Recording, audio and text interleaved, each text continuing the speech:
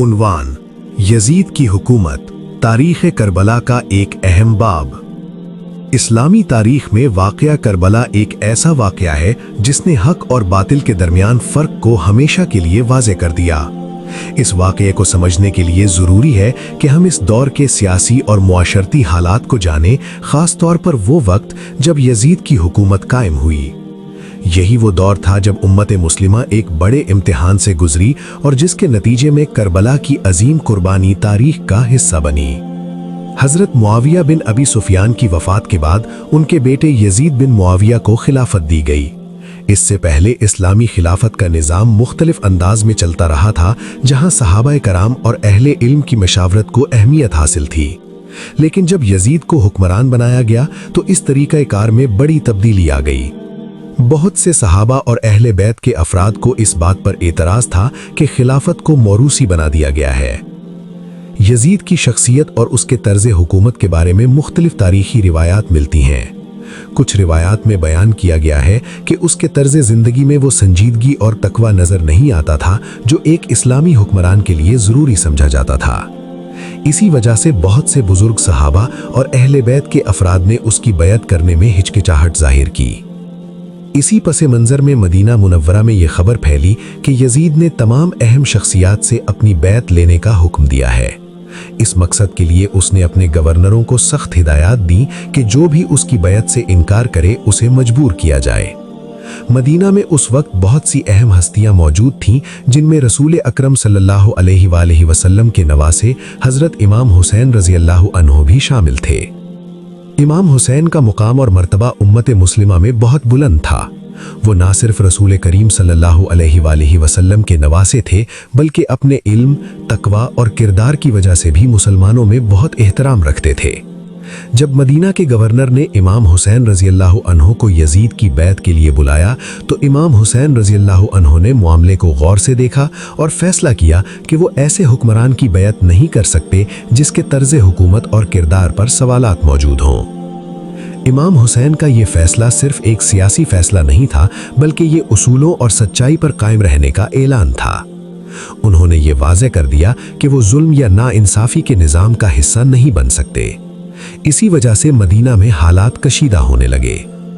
इमाम हुसैन ने हालात को देखते हुए मदीना छोड़ने का फैसला किया ताकि वहां किसी किस्म का तसादुम ना हो। वो अपने अहले खाना और चंद करीबी साथियों के साथ मक्का मुकरमा की तरफ रवाना हो गए। मक्का उस वक्त एक ऐसा मकाम था जहां लोग दूर दूर से आते थे और वहां निस्बतन अमन का माहौल था। मक्का पहुंचने के बाद इमाम हुसैन रज़ियल्लाहु अन्हु के पास मुख्तलिफ इलाकों से लोग आकर मुलाकातें करने लगे। खास तौर पर इराक के शहर कूफा से बहुत से खत आए, जिनमें लोगों ने इमाम हुसैन रज़ियल्लाहु अन्हु को दावत दी कि वो कूफा आएं और वहां जुल्म के खिलाफ क़यादत करें। इन खतों में ये वादा भी किया गया था कि कूफा के लोग इमाम हुसैन रज़ियल्लाहु अन्हु का भरपूर साथ देंगे। इमाम हुसैन रज़ियल्लाहु अन्हु ने इस सूरत हाल को समझने के लिए अपने चचाजाद भाई हज़रत मुस्लिम बिन अकील रज़ियल्लाहु अन्हु को कूफा भेजा ताकि वो वहाँ के हालात का जायज़ा लें। इब्तिदा में कूफा के लोगों ने हज़रत मुस्लिम बिन अकील रज़ियल्लाहु अन्हु का इस्तकबाल किया और उनके हाथ पर बैत भी की। इससे ऐसा महसूस होने लगा कि कूफा के लोग वाकई इमाम हुसैन रज़ियल्लाहु अन्हु की हिमायत करना चाहते हैं।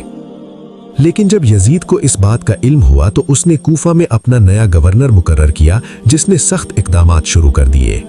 उसने लोगों को डराया, धमकाया और जो भी इमाम हुसैन रज़ियल्लाहु अन्हु की हिमायत कर रहा था उसे सज़ा दी गई। इस दबाव की वजह से बहुत से लोग पीछे हट गए। आखिरकार हालात ऐसे हो गए कि हज़रत मुस्लिम बिन अकील रज़ियल्लाहु अन्हु को गिरफ्तार कर लिया गया और उन्हें शहीद कर दिया गया। ये खबर इमाम हुसैन रज़ियल्लाहु अन्हु तक फौरी तौर पर नहीं पहुंच सकी, क्योंकि उस ज़माने में सफ़र और इत्तलाआत का निज़ाम बहुत सुस्त था। इसी दौरान इमाम हुसैन रज़ियल्लाहु अन्हु ने मक्का से इराक की तरफ सफ़र शुरू कर दिया था। उनके साथ उनके अहले खाना और चंद वफादार साथी थे। रास्ते में उन्हें मुख्तलिफ लोगों से मुलाकातें हुई, जिन्होंने हालात के बारे में मुख्तलिफ खबरें दीं। जब इमाम हुसैन रज़ियल्लाहु अन्हु इराक के करीब पहुंचे तो यजीद की फौजों ने उनका रास्ता रोक लिया। उन्हें एक मैदान में रोक दिया गया जो बाद में करबला के नाम से मशहूर हुआ। यहाँ से तारीख का वो बाब शुरू होता है जिसने पूरी दुनिया को मुतासिर किया। کربلا میں امام حسین رضی اللہ عنہ اور ان کے ساتھیوں کو مختلف مشکلات کا سامنا کرنا پڑا۔ ان کے مقابلے میں ایک بڑی فوج موجود تھی، جبکہ ان کے پاس بہت کم لوگ تھے۔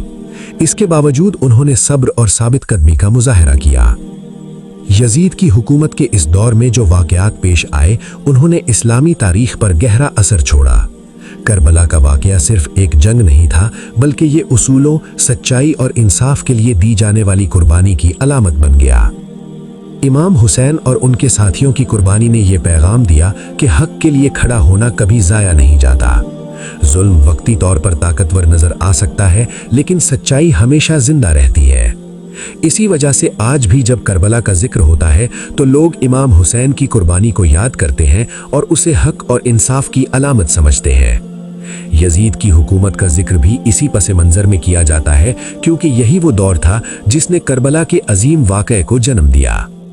کربلا کی داستان ہمیں یہ سبق دیتی ہے کہ انسان کو ہمیشہ حق اور انصاف کا ساتھ دینا چاہیے، چاہے حالات کتنے ہی مشکل کیوں نہ ہوں۔ امام حسین کی زندگی اور قربانی آج بھی دنیا بھر کے لوگوں کے لیے ہمت، صبر اور ایمان کی مثال ہے۔ اسی لیے تاریخ کے صفحات میں کربلا کا واقعہ ہمیشہ زندہ رہے گا اور آنے والی نسلوں کو یہ یاد دلاتا رہے گا کہ سچائی کے لیے قربانی دینا ہی اصل کامیابی ہے۔